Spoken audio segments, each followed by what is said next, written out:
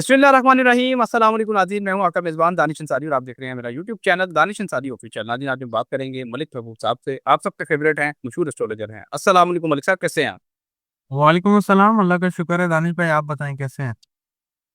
अल्हम्दुलिल्लाह मलिक साहब, मैं भी ठीक हूँ। मलिक साहब, आज की सबसे बड़ी खबरों में एक खबर ये भी है कि रूस बाकायदा ईरान, इसराइल, अमेरिका जंग में शामिल हो गया है और रूस ने इंटेलिजेंस मालूमात और अमरीकी अहदाफ पर हमलों के लिए खुफिया मालूमात जो हैं वो ईरान को फराहम करना शुरू कर दिए हैं। और आपने ये बताया था कि और ममालिक भी इस जंग में शामिल होंगे। बरतानिया ने भी सर अपने 4 लड़ाका तैयारे जो हैं वो कतर की तरफ रवाना कर दी हैं, तो ईरानी अहदाफ को निशाना बनाने के लिए। सर, ये नए-नए ममालिक शामिल हो रहे हैं इस जंग में। आप क्या देख रहे हैं कि इसका अब क्या नतीजा निकलेगा? क्योंकि आपने तो ये प्रेडिक्शन की भी है कि 14-15 तक मामलात गर्म रहेंगे, उसके बाद कोई इसमें अ, ठंडक या ताज़ी हवाएँ नरमी आना शुरू हो जाएंगी जी। गर्मी आना शुरू हो जाएगी। तो ये जो सर नए ममालिक शामिल हो रहे हैं, क्या यही वजह बनेंगे इसकी? देखें, ये नए ममालिक भी पॉसिबल हैं और इसमें कोई आपको इन चीज़ों को कूल डाउन करने के लिए बहुत ज़्यादा पेशरफ्त करते हुए चाइना आ जाए सामने शायद। लेकिन रूस और चाइना ये पीछे से डेफिनेटली ईरान की हेल्प कर रहे हैं और करते रहेंगे। मैंने आपको बहुत दफ़ा बोला। अब ये फ्रंट एंड पे आना ये बहुत खतरनाक है और मैंने जैसा आपको लास्ट टाइम भी कहा था, इस साल में जो बेस्ट मुल्क रहेगा हर लिहाज से वो रशिया है। तो रशिया रशिया जिसके साथ है उसको पता है आपका, उसका तो वैसे ही पल्ला भारी रहेगा और वो आसानी से इन मसाइल से निकल जाएगा। अलबत्ता अगर ये ममालिक आ रहे हैं तो मुझे लगता है मैक्सिमम 4-5 दिन या 7 दिन, इससे ज़्यादा इन चीज़ों में और ज़्यादा एग्रेशन नहीं आना चाहिए एट एनी कॉस्ट। वरना मैंने आपको पहले भी बताया है कि हम फिर तीसरी जंग अज़ीम के अंदर दाखिल हो गए। 15 के बाद अगर ये चीज़ें बढ़ती हैं, खुदा ना ख़ास्ता, तो फिर आप ये समझ जाइएगा कि ये तीसरी जंग अज़ीम शुरू हो चुकी है। ओके सर, सर ये बहुत बड़ी प्रेडिक्शन है। वफ़ाकी हुकूमत ने ये फैसला किया है कि वर्क फ्रॉम होम और ऑनलाइन क्लासेस शुरू की जाएँगी। पूरे पाकिस्तान में दफ़ातर बंद कर दिए जाएँगे, मार्केट्स बंद कर दी जाएँगी, स्कूल बंद कर दिए जाएँगे ताकि तवानाई में बचत की जा सके। सर, ये अभी तजवीज़ दी गई हैं महकमा पंजाब को। आप क्या देख रहे हैं? क्या इस पे आइंदा आने वाले दिनों में कोई इम्प्लीमेंट भी हो सकता है या फिर लोग अपने घरों तक महदूद हो जाएँगे दोबारा, और ये कितने अरसे तक हो सकता है?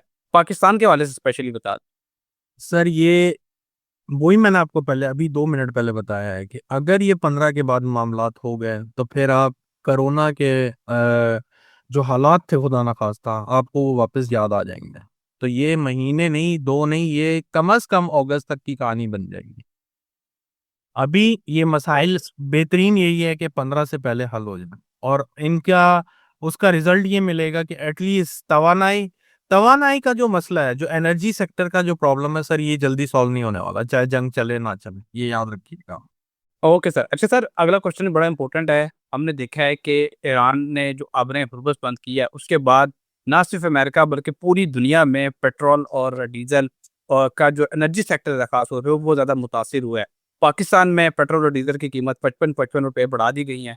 लेकिन सर, एक हैरानकुन चीज़ ये हुई है कि इंडिया में इसका कोई भी असर नहीं हुआ, बल्कि रिपोर्ट सामने आई है कि इंडिया के जो ज़खायर हैं वो बढ़ते चले जा रहे हैं। पेट्रोल और डीज़ल के वो अपने ज़खायर को मज़ीद बढ़ा रहे हैं और वहाँ पे उनका कोई इरादा नहीं है ये कीमतें बढ़ाने का। सर, ये हमारी हुकूमत ने ये ज़ुल्म किया है अवाम के साथ। लोग पिट रहे हैं कि भई हमारा जो कारोबार है इस पे चलता है, पेट्रोल डीज़ल पे, हमारा निजी सेक्टर इस पे चलता है। बिज़नेसमैन पिट रहे हैं। लोग जो बाइक्स चलाते हैं, गाड़ियाँ चलाते हैं, वो लोग एहतजाज कर रहे हैं कि ये क्या किया है? अभी तो वहाँ पे हमारा जो ऑयल टैंकर है अभी आना है, अभी उसको रोका नहीं गया और आपने पहले ही कीमतें बढ़ा दी हैं। सर, ये क्या हुकूमत के लिए ये जो फैसला जो है पेट्रोल की कीमत बढ़ाने का, क्या ये ताबूत में आखिरी कील हो सकता है? क्योंकि कई लोग कह रहे हैं कि ये इन्होंने बड़ा गलत फैसला कर दिया। ये ताबूत में आखिरी कील हो भी और ना भी, इसमें कोई बड़ी बात नहीं है। मैंने हुकूमत के लिए ऑलरेडी आपको टाइमलाइन दी हुई है कि जो जून से लेके टाइम है वो हुकूमत का बहुत ज़्यादा खतरनाक है। इनफैक्ट मार्च भी इनके लिए कोई आसान नहीं है। ये जो इन्होंने महंगाई की है, ये भी मैंने आपको बहुत पहले बता दिया था कि मैं अप्रैल में एक्सपेक्ट कर रहा हूँ पाकिस्तान में बहुत महंगाई आने वाली है। और उसके अलावा जो क्रूड ऑयल और एनर्जी सेक्टर के बारे में, ये भी मैं 1-1.5 महीने से बोल रहा था कि क्रूड ऑयल मुझे बहुत ऊपर जाता हुआ दिख रहा है। ये दोनों चीज़ें आपके सामने ऐसे ही हुई हैं। अलबत्ता ये है कि मैं एक्सपेक्ट नहीं कर रहा था कि मार्च के अंदर ही पाकिस्तान में इतनी महँगाई हो जाएगी, लेकिन आपको इसके रिज़ल्ट ये बोलेंगे बेशक लेट में, लेकिन रिज़ल्ट अभी से ही महसूस होंगे। और दूसरी बात मैंने जैसे कहा है कि खुदा ना खास्ता पाकिस्तान जितनी जगहों पे इन्होंने एग्रीमेंट किए हैं, एमओयू साइन किए हुए हैं, जैसे सऊदीया हो गया, अफगानिस्तान के साथ आप ऑलरेडी एक मसाइल का शिकार हैं, और खुदा ना खास्ता इंडिया भी आ गया, और फिर गजा के साथ भी आपने वो जो एग्रीमेंट साइन किए, तो ये पाकिस्तान की अवाम पे इस पे बहुत ज्यादा बोझ आएगा इन सब चीजों का। नो डाउट लॉन्ग टर्म में पाकिस्तान के लिए बेहतरी हो सकती है, लेकिन शॉर्ट टर्म में पाकिस्तान की आवाम, पाकिस्तान की इकॉनमी, ये बहुत ज्यादा डैमेज होते हुए नजर आ रहा है मुझे।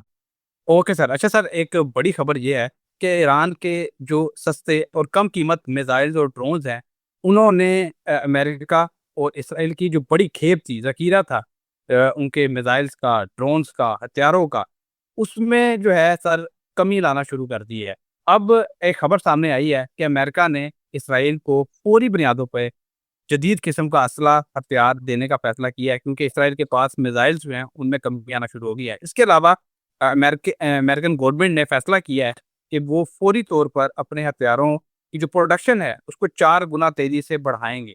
सर, ईरान के हवाले से दावा किया जा रहा था कि चंद दिनों में ईरान की जो सलाहियत है मिसाइल फायर करने की, रिटेलिएट करने की, वो कम हो जाएगी। लेकिन सर यहाँ पे तो उल्ट हो रहा है। यहाँ पे जो मिसाइल इसराइल और अमेरिका के पास है उनका ज़खीरा कम पड़ गया है उनको टैकल करने के लिए ईरान के जो मिसाइल आ रहे हैं। आइंदा आने वाले दिनों में जंग की सिचुएशन क्या वाकई जिस तरह हमें दिखाई दे रही है पलटती जा रही है और ईरान के हक में जाती जा रही है, कि ऐसी ही रहेगी, या फिर जो उनका ज़खायर हैं दोबारा बढ़ जाएँगे, उनकी प्रोडक्शन बढ़ जाएगी और दोबारा से वो अटैक करेंगे?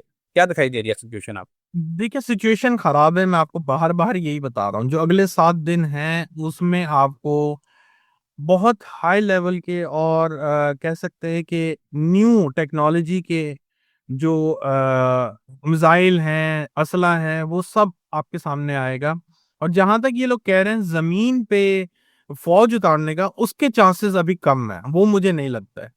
ये लोग अटैक करेंगे और अटैक मिसाइलों से ही होते हुए नजर आ रहे हैं। अभी मुझे कुछ खास नजर नहीं आता कि खुदा ना खास्ता बहुत बड़ा कोई ऐसी कार्रवाई हो जाए जो हम सोची ना हो। तो इसमें तो अभी टाइम भी लगेगा, और इसमें ऐसा भी लगता है कि कुछ टाइम के लिए, अगले 3-4 दिनों के लिए ईरान फिर थोड़ा वीक होता हुआ नजर आएगा। लेकिन मैं आपको फिर बता रहा हूँ, ईरान वीक नजर जरूर आएगा, ईरान वीक हुआ नहीं है। Okay sir. अच्छा सर, कुछ रिपोर्ट सामने आई हैं, दफाई तजियाकार ने ये कहा है कि अब पूरी जो क़यादत थी, टॉप लीडरशिप ईरानी फ़ौज की भी और ईरानी पासदार इंकलाब की भी और ईरानी हुकूमत की भी, उनको उन्होंने एलिमिनेट कर दिया है। सिर्फ सदर और वज़ीर दिफ़ा और वज़ीर ख़ारजा और जो स्पोक्स पर्सन है, ये लोग रह गए हैं।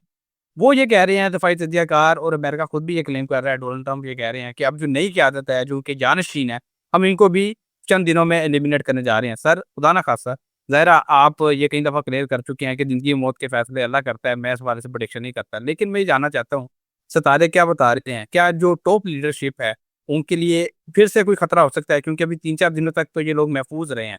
इन पे किसी हमले में जाँ बाक होने की अल्हम्दुलिल्लाह कोई ऐसी कोई खबर सामने नहीं आई। आइंदा दिनों में भी क्या ऐसी खबर नहीं आएगी? मैंने आपको उस टाइम भी बताया था, जैसे ही सोलर इक्लिप्स आया था, ये जो पॉलिटिकल लीडर हैं, वर्ल्ड के लीडर हैं, इनके ऊपर मसाइल बढ़ गए। और देखें, वो पहला वाकया यही हुआ कि उनकी शहादत की खबर आ गई। लेकिन अब जैसे जैसे हम आगे बढ़ते जाएंगे, इसमें दुनिया में डिप्रेशन आएगा। पॉलिटिकल लीडर खतरे में हैं, लेकिन उतने नहीं जितने पहले थे। तो मुझे बहुत कम चांसेस लगता है, खुदा ना खास्ता ऐसा वाकया वापस हो। लेकिन जैसे मैंने आपको बहुत शुरू में कहा था कि ईरान में शहादतें बहुत नज़र आती हैं, बहुत ज़्यादा, मतलब बहुत ज़्यादा। इसमें लोगों की शहादतें भी हैं, ये सिर्फ लीडर्स की बात नहीं कर रहा हूँ मैं। अमेरिका ने ईरान को नाकाबिले तस्खीर करार दे दिया है, और ये मैं हवा में बात नहीं कर रहा। ये बात की है 18 अमेरिकी इंटेलिजेंस एजेंसियों की मुश्तरका रिपोर्ट में। उन्होंने ये कहा है कि बड़े पैमानों पर हमलों से भी ईरान में रजीम चेंज मुमकिन नहीं है। यानी कि उन्होंने सर खुद ईरान को नाकाबिले तस्खीर करार दे दिया है। आप क्या देख रहे हैं सर? आपने ये बताया था कि ईरान जब रिटेलिएट करेगा, अटैक करेगा, अमेरिका का नुकसान होगा और जो ईरान है वो सरेंडर नहीं करेगा। सर, अब अमेरिका ने खुद ईरान को नाकाबिले तस्खीर करार दिया है। आप भी कुछ ऐसा ही समझते हैं? क्या सितारे भी यही बताते हैं जो ये रिपोर्ट्स बता रही है इंटेलिजेंस एजेंसियों की? असल में दानिश भाई, बात ऐसी है कि ये मामलात मजीद अभी 7 दिन तक और ख़राब रह सकते हैं, और ऐसी रिपोर्टें आएंगी कि आप खुद हैरान और सरप्राइज हो जाएंगे कि क्या हमने ईरान को क्या समझा था और ईरान क्या निकला। इनके पास मिसाइल और ये वो तो अलग है, लेकिन इनके अंदर जो डिटर्मिनेशन है, जो जज्बा है, वो सबसे ज्यादा स्ट्रांग है, जिसकी वजह से ये अभी तक सरवाइव कर गए। मेरे ख्याल से 11-12 कंट्री, और आज जहां मैंने सुना है, जहां तक कि इनके बहरीन के साथ भी ताल्लुकात बहुत ज्यादा खराब हो गया और वहां से भी अटैक होना शुरू हो गया। तो ये जो कल और परसों का दिन है, ये बड़ा इंपॉर्टेंट होने वाला है। वजह यह है कि मून स्कॉर्पियो से ट्रांजिट करेगा, और स्कॉर्पियो के साथ वो जिस ट्राइन में आएगा, वहां पे बहुत सारे प्लैनेट कॉन्फ्लिक्ट का शिकार है। तो ये जो एक नई लहर होगी, खुदा ना खास्ता, धमाकों की, या ऐसे जो ये लोग बमबारी वगैरह कर रहे हैं, ये बहुत खतरनाक हो सकती है। कोई नई डेवलपमेंट आ सकती है दुनिया में, कि कोई बहुत बड़ी बात हो गई है जैसे। ऐसी चीजों का सामना करना पड़ सकता है दुनिया में। इसके अलावा एक बात आप ध्यान में रखिएगा कि ईरान पीछे नहीं हटने वाला, चाहे ये जंग 2 महीने रहे, 6 महीने रहे, या साल रहे।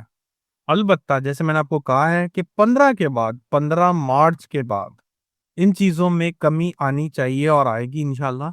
और अगर खुदा ना खास्ता नहीं आती, तो फिर मेरे पास अल्फाज नहीं है। ओके सर, बहुत शुक्रिया सर, आपने अपने कीमती वक्त में से कुछ वक्त निकाला और इतनी जबरदस्त प्रोडिक्शन हमारे साथ शेयर की। इंशाल्लाह नेक्स्ट प्रोग्राम में भी ऐसे ही दिलचस्प टॉपिक के साथ दोबारा पेश होंगे। अगली वीडियो तक के लिए मुझे और मलिक महबूब साहब को इजाजत दीजिए। अल्लाह हाफ़िज़।